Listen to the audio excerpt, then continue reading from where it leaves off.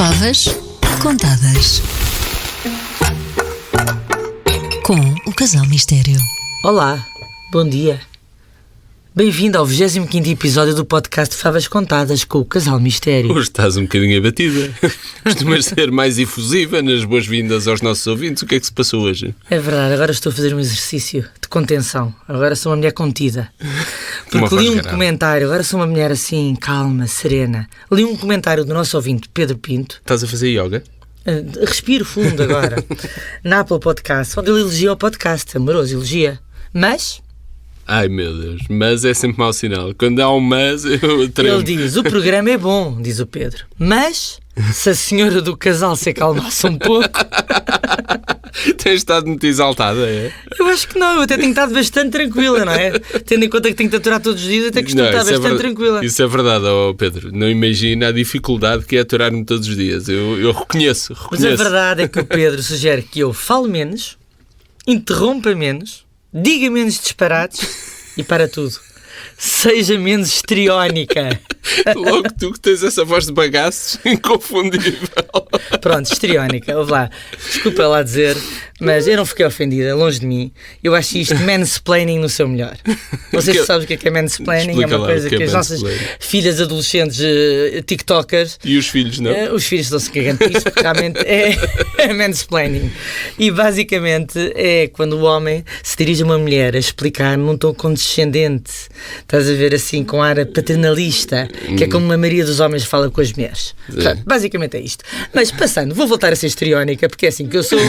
Quem gosta, quem não gosta, paciência. E todas essas sugestões eu até aceito. Eu percebo lindamente que podem achar, claro, que acham que eu interrompo, mas eu claro que te interrompo, porque senão isto era um monólogo maçadoríssimo, porque tu adoras ouvir. Faz parte do diálogo, não é? De vez em quando eu preciso falar. Mas agora, houve ali uma coisa que me pôs doente, tenho que admitir. Conta-me. O Pedro chamou-me Calem-me a senhora. A senhora? A senhora? É o pior de tudo. Senhora, Pedro, ao menos sim, a menina, a jovem, a garota, a moçoila, tudo. Agora a senhora, pronto, aí desgraçou-me. É o fim da linha. Mas pronto, agora a partir de hoje é assim, falas tu, eu estou calada, calo-me para sempre. Não faças uma coisa Deixe-te num gigantesco e entediante monólogo. Não faças uma coisa pronto, dessa. Calei-me. Isso é uma desgraça para a humanidade. A humanidade não te vai perdoar, por amor de Deus. Ok, falai. Já que tu insistes, vou falar. E não vives sem mim, a verdade é essa. Bom, então vamos hoje contar o quê? A história da Bolacha Maria. Olé! Pois é, a tradicional, como se eu não genuína... Como se eu não soubesse. Como se eu tivesse estado tudo a investigar. Mas tu és um bom ator, no fundo. Espero certo. que não sejas assim também e andes aí com umas e outras atrás sem eu saber. Mansplaining? Tem nada a ver mansplaining com isso. Cheating. Bom, bem, vamos falar da tradicional e da genuína Bolacha Maria. Um verdadeiro símbolo nacional. Isso é por verdade. acaso, não nasceu em Portugal. Pois não. Não. Mas até é mais popular em Espanha do que em Portugal, sabias? É verdade. Então explica-me porquê. A Bolacha Maria nasceu na década de 1850 e a sua história divide-se entre duas cidades, Pushkin e Londres. Pushkin, na Rússia, sei muito bem que já lá estive, perto de São Petersburgo. Isto é um belo acrescento. Uma bela chega. Mas o que é que Pushkin tem a ver com a Bolacha Maria? Isso já não percebo. Foi lá que nasceu, não a Bolacha Maria, mas a própria da Maria, em outubro de 1853. Chamava-se Maria Alexandrovna. Vou ver se não me engano nisto. Maria... Alexa tem uma pronúncia inglesa, desculpa lá, é Alexandra Novna. Não, Alexandrovna é a filha do Alexander. Alexandre? Sim. Os íntimos. Neste caso, os russos, Alexandrovna é a filha do Alexandre. E Maria Alexandrovna, que era a quinta descendente e única filha do czar Alexandre II da Rússia. Ok. Portanto, é desta Maria que veio o nome da bolacha. Exatamente. 4 anos depois, agora entra a Londres, James Peake convidou o marido da sua sobrinha, de seu nome George Hender Freen, para ser seu sócio numa recém-criada fábrica de bolachas perto da Torre de Londres. Portanto, isto aqui, a Bolacha Maria nasceu em vários polos, exatamente. E, portanto, temos a Maria em Pushkin e temos o James Peake em Londres. e o Freen em Londres. No auge, isto é a época de ouro da industrialização no Reino Unido. Exatamente. Sim. E uma das grandes inovações da Revolução Industrial, esta grande revolução que houve no século XIX, é o fabrico de bolachas. Já existiam bolachas antes, mas eram essencialmente alimentos que eram duradouros e usados nas viagens longas de barco. Até pelos descobridores durante os descobrimentos, mas já lá vamos. E fazemos outra sobre isso. Sim. Chamava-se biscuit, os biscuits, porque eram cozidas 2 vezes para não se estragarem. Estou vendo o francês biscuit de cozer. Que tem uma origem latina, vem de panis biscottus, que era o pão cozido 2 vezes para ser conservado mais facilmente. E por isso eram bolachas essencialmente duras, secas e muitas vezes nem sequer levavam sal. Eram alimentos, mesmo só para alimentar, graça zero. Deviam ser muito mazinhas. Mas pronto, eram um dos principais alimentos usados pelos marinheiros portugueses. Também. Durante a época dos descobrimentos. Mas isso temos que fazer um programa só sobre a alimentação dos Estás doido para falar sobre o que é que os marinheiros comiam. Aliás, foi uma comiam sugestão de um ouvinte nossa. Então vamos lá, sim, que fica prometido. Sim. Mas o que é que interessa para aqui agora? É as bolachas. Aqui o que interessa é que as bolachas, ou os biscoitos, que vêm dos biscuits, eram produzidos e eram produtos completamente desprezados. Okay. Havia alguns biscoitos doces e saborosos, mas normalmente eram produções muito reduzidas e com uma validade curtíssima. Ok, e tudo isso muda com a Revolução Industrial? Tudo isto muda. É uma das razões para o gigantesco sucesso mundial da bolacha Maria. Uma delas. Não é? Mas está bem, mas já estás a extravasar, não te percas. Mas como é que nasceu a bolacha Maria? Estás a falar da Revolução Industrial? Sim. Vamos lá. Em 1874, a história destas 3 pessoas cruza-se finalmente quando o filho da Rainha Vitória, o Duque de Edimburgo, pede em casamento a tal Maria Alexandrovna. Okay. Para celebrar o evento, a Prick Freen and Company, a tal fábrica de bolachas que tinha nascido perto da Torre de Londres, fundada pelos dois, decide lançar no ano seguinte uma bolacha comemorativa do casamento. E foi aqui que começou a história da famosa bolacha Maria. Que giro, de facto a bolacha parece uma medalha comemorativa, tem assim o E o objetivo era precisamente esse, fazer uma medalha que fosse comestível. A bolacha Maria foi fabricada redonda, como uma medalha, com o nome Maria estampado no centro e um pomposo rebordo feito com um padrão grego que era muito popular na Rússia da época.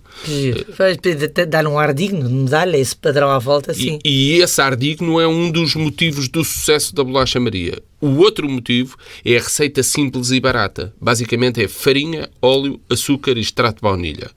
O que torna as Marias acessíveis a toda a gente, de todas as classes sociais. Portanto, a bolacha popularizou-se. Primeiro tornam-se um sucesso no Reino Unido, por causa do casamento, sim, e depois no resto do mundo, por causa da simplicidade. E mais uma vez também por causa da Revolução Industrial. Claro, porque a industrialização não facilitou só o fabrico das bolachas. Sim, facilitou também a distribuição, não é? Por causa dos comboios, através do comboio, que era muito mais rápido e eficaz do que as estradas. As estradas eram um pesadelo para as bolachas. Muito mais, especialmente quando estamos a falar de bolachas que se partem facilmente durante o transporte por estradas em más condições. Que era o que mais existia no século XIX. E há outro fator que melhora bastante durante a Revolução Industrial, que é o embalamento.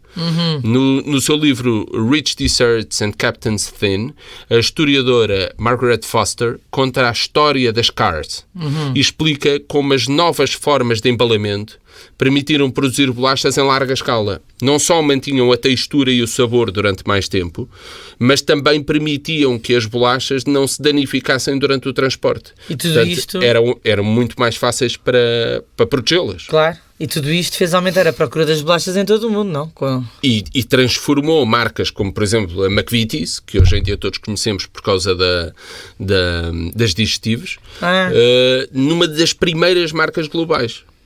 Então, as bolachas Maria foram um fenómeno no mundo inteiro, mas no século XX já eram produzidas em Portugal e Espanha. Sim, cá são ultra populares, mas em Espanha são quase um símbolo nacional. E tornaram-se um ícone de prosperidade a seguir à Guerra Civil. Sim, que foi um período de fome e de crise devastadora em Espanha. Gigante. Não é? A fome e a crise, a pobreza era gigantesca. E depois da guerra, o governo do Franco lança uma campanha nacional para a produção de trigo para combater a fome. Mas a campanha acabou por resultar num excedente de produção. E Tanto fizeram que sobraram bolachas Maria. Não, aumentaram a produção de trigo que começa a sobrar trigo. E com as sobras da produção, o trigo que sobrava da produção de pão, as panificadoras começam a produzir bolachas Maria em larga escala. E a preços muitíssimo baixos, porque o custo do trigo caiu a pique também. Claro. Quando há excesso, está nos livros, não é? Não sei se estás É a lei da oferta e da procura. Não sei se te é. Bem, mas nessa época... O Galamba domina bem isso. Nessa época, segundo consta... Estavas doido para falar da Operação Influencer. Queres dizer alguma coisa? Não. Bom. Bem, mas nessa época as bolachas Maria, de tal maneira houve excedente, que até eram oferecidas nos cafés, sabias? Mas como hoje temos também... Os bombons de chocolate. Pois, exatamente. De vez em quando oferecem aquelas areiazinhas que eu gosto tanto com o café. Na altura ofereciam as bolachas Maria em Espanha. Virou um símbolo de prosperidade económica usado pelo franquismo para mostrar que Espanha era... Afinal eram riquíssimos. Agora, com o novo regime, que Espanha era um país próspero. Tinha bolachas Maria em Barda. Segundo, ainda hoje, segundo o livro The Oxford Companion to Food, que, como tu sabes, eu cito aqui várias vezes, porque é uma autêntica bíblia sobre a história da comida, as bolachas Maria, ou as galhetas Maria, como eles chamam lá, representam quase metade da produção de bolachas em Espanha, de produção global de bolachas. Portanto, metade das bolachas produzidas em Espanha são Maria, é isso? Exatamente. E são vendidas em todo o mundo, no Japão, na África do Sul, Malásia, no Brasil. São um fenómeno mundial. E cada país come as bolachas Maria à sua maneira. No Uruguai, por exemplo, servem as bolachas Maria com doce de leite no meio. E coco ralado polvilhado por cima. Não é delicioso isto? Doce de leite? Um bocado enjoativo, digo eu. Não sei. Eu adoro doce de leite. Eu prefiro em sanduíches com marmelada e queijo Flamengo no meio. Com duas bolachinhas. Não. Para mim, bolachas Maria é em sanduíche, sim senhor, mas só com manteiga. Só com manteiga no meio. 2 bolachas, manteiga no meio. Isto é uma coisa que eu aprendi quando era novo, nos anos 80. Lamento imenso, sim. mas... Ou estão mergulhadas no leite. Eu molhava no leitinho quando era miúda também. Também ficava uma delícia. Aliás, a consistência delas é perfeita para isso, porque aguentam ser mergulhadas até 3 vezes sem se desfazerem. Também eu já experimentei 3 vezes, mergulhas 3 vezes. E não se partem. Um dos segredos da bolacha Maria é exatamente esse, é que elas são super fininhas e leves, mas conseguem manter a consistência quando tu as mergulhas no leite. Mas sabes ou como no chá. Sabes como é que eu gosto ainda mais de bolacha Maria? Como? No bolo de bolacha. Ui, que maravilha. Ai, adoro. Ou no salame de chocolate, também não fica nada mal. Bom. Bem, o que podemos fazer com as bolachas Maria é infinito. No Brasil há um pavê maravilhoso que é uma tentação.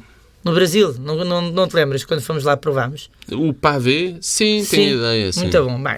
Mas não vamos ficar aqui o dia todo. A serradura, com a bolacha Maria também desfeita por cima. É delicioso. Mas não vamos ficar aqui o dia todo a dizer receitas doces com a bolacha Maria, não é? Lamentamos a triste notícia. Não foram inventadas em Portugal. Chamam-se Maria, o nome de todas as portuguesas. Mas a Maria era russa. Mas a Maria era russa. Paciência. É lamentável. Sejam portuguesas ou não... O Strogonoff era nosso? E a Maria era russa. Estás a ver? Curiosidades. Sejam portugueses ou não, são as nossas bolachas preferidas. São ou não são? Lá em casa, em Barda. Eu adoro, porque é fácil. É uma bolacha fácil. Isso bem. Por isso, nós voltamos para a semana com mais um episódio de Fadas Contadas. E com toda a calma, toda a tranquilidade. Com toda a serenidade. Sem estrionismos, beijinhos. Até para a semana. Até para a semana.